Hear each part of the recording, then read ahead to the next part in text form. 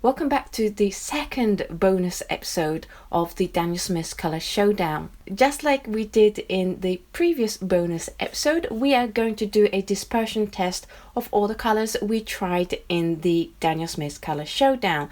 This episode is going to cover season 2. For consistency, I'm using the same paper, so it is the Bockenfoot Cold Press 300 GSM, same paper that I used for all the Color Showdown episodes. What I'm going to do is, for each color, I am going to put some water in the box and then pick up some paint on my brush and then dab it on this left hand corner 5 times. I'm only doing the 5 times because the boxes are so big, but if you got a smaller box, you don't need to do it 5 times. You'll just have to tap it the once. So let's get started painting and we'll see how these paints disperse. First up, we have the Hansa Yellow Deep and New Gamboge, and neither of these two colors are a fast or a far traveler. However, it does disperse somewhat, and with the New Gamboge looking like it's not going to go as far, but by the time the colors dry, I would say that they travel as far as each other. Next, we have Ultramarine Blue and French Ultramarine. These two are both quite fast travelers and they go almost to the end of the bar. It's very interesting that with the two pigments being exactly the same pigments, they behave quite differently in how they dry, with the ultramarine spreading relatively evenly, whereas the French ultramarine, the bulk of the pigments tend to sit quite still. Next, we have Pyro Red with Permanent Red. Pyro Red is an average mover and traveler. It goes halfway up the bar and it doesn't travel far. However, the Permanent Red is a fast mover and it spreads very far. Indeed, it fills the whole bar. Next, we have Rare Green Earth and Terra Vert, and they do behave differently. The Rare Green Earth, there is a faint color that likes to travel far, whereas the Terra Vert tends to stay more put. And the majority of the pigments in the Terra Vert tends to stay exactly where you put them down, whereas with the Rare Green Earth, it spreads a little bit further.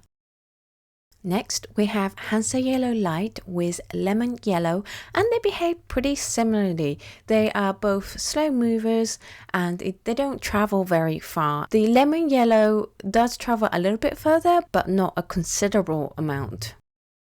Next, we have Bordeaux with Quinacridone Violet, and Bordeaux is a fast mover and it will move towards the end of the bar, whereas the Quinacridone Violet, the mass of the color stays less than halfway and you only get a very faint color at the end of the bar.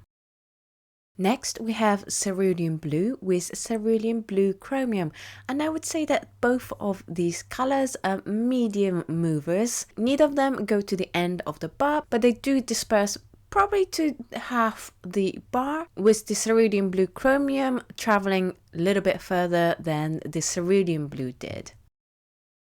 Next, we have Transparent Brown Oxide with Mummy Bauxite, and the Transparent Brown Oxide is a big mover and a fast mover as well, whereas the Mummy Bauxite is a slower and it doesn't travel quite as far. The Mummy Bauxite in particular, the bulk of the pigments stay halfway with just a faint tip at the end of the bar.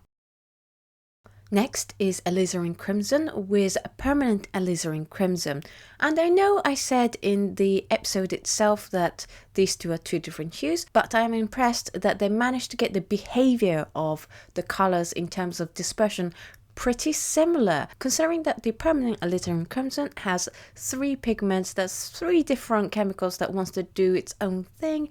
It actually matches rather well to the single pigment Alizarin Crimson. And finally, Kingman Green Turquoise versus the Sleeping Beauty Turquoise. Kingman Green Turquoise, it moves further than the Sleeping Beauty Turquoise does, but I'm not sure what's going on with the Kingman Green Turquoise. Once it dries, it has this faint reddy browny hue that happens. That wasn't there when it was wet, but I'm not quite sure what's causing that color, because it is a mineral pigment. We don't really know what's in the pigments themselves. So that is the complete end of the Daniel Smith Color Showdown Season 2. I hope the dispersion test was useful and interesting to you. I just want to take this moment to give a huge, massive thank you to my dear patrons. I love them so much, because without their support, this whole series would have not happened. It is thanks to their generosity and kindness that we were able to bring this season to life. So thank you so much from the bottom of my heart. I really appreciate all the support and love you guys give me. You guys are just the best. That's it for the dispersion test for season 2.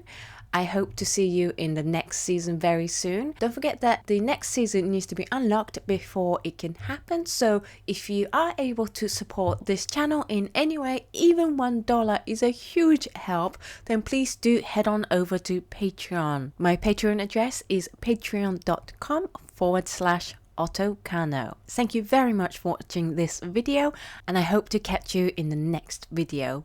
Bye!